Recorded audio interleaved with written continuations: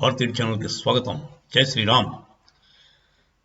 ఇజ్రాయెల్కి హమాస్కి జరుగుతున్న వార్ మీద international court of justice ఒక తీర్మానం ఇచ్చింది. దాంట్లో వాళ్ళు చెప్పిన మాట ఏంటంటే చాలా అంటే వాళ్ళకి యాక్చువల్గా ఇంటర్నేషనల్ కోర్ట్ ఆఫ్ జస్టిస్కి పెద్దగా కోరలు తీసిన పావులు అంటది, దానికి పవర్స్ లేవు.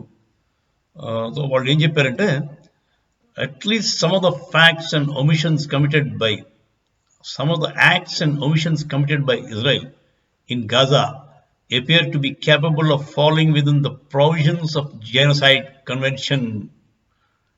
అంటే జెనోసైడ్ కన్వెన్షన్లో పడేలాగే ఉంది కొన్ని యాక్ట్స్ ఒమిషన్స్.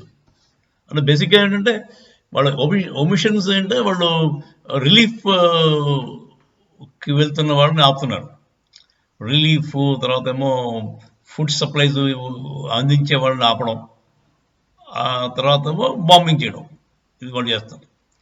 సో రిలీఫ్ పంపిస్తూ ఉంటే దాంట్లో టెర్రరిస్ట్ ఎస్కేప్ అయిపోతారు హమాస్, అందువల్ల కొంచెం ఆపారు. సో బేసిక్గా జెనోసైడ్ లో పడుతుందేమో అని అంటున్నారు తప్ప జెనోసైడ్ అక్కడ మొదట జరిగింది జెనోసైడ్ కాదా? అక్టోబర్ 7th దాని గురించి ఎవరు మాట్లాడండి. అక్టోబర్ 7th వీళ్ళు పాపం మ్యూజిక్ ఫెస్టివల్ చేసుకుంటున్న వాళ్ళు దారుణంగా వచ్చి అటాక్ చంపేశారు. మరి దాని మాట ఏంటి? ఓపెన్గా హమాస్ వాళ్ళు ఓపెన్గా ఏమంటారు, మేము యోధులు లేకుండా చేసేస్తా ఉంటున్నారు. అది జెనోసైడ్ అంటే. జెనోసైడ్ అంటే ఒక జాతిని నాశనం చేయడం. సో వాళ్ళు ఓపెన్గా ప్రొక్లెయిమ్ చేస్తున్నారు, మా మతం ప్రకారం మిగతా వాళ్ళు ఉండడానికి లేదు, వాళ్ళని నాశనం చేస్తూ ఉంటారు. మరి వాళ్ళని ఎవడు ఏమంటే అంటే ఈ ఇజ్రాయలే చెప్పినట్టు ఉంటుంది, దాని మీదే ఆర్డర్లు ఇవ్వాలా? హమాస్ వాడు ఎవడో చెప్పినట్టు ఉండదు, వాడికి రూల్ లేదు, లా లేదు. జెనోసైడ్ అంటే వాడి మతమే జెనోసైడ్ చేయడం, వాడి మతంలో ఉంది. సో మరి ఇలాంటి పరిస్థితి అండి.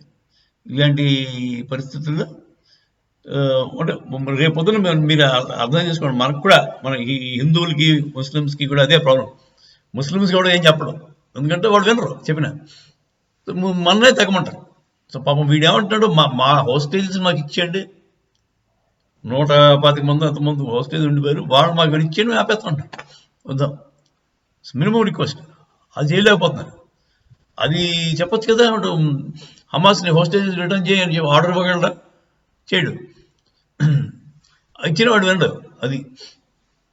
అదండి ఈ ఉదంతం.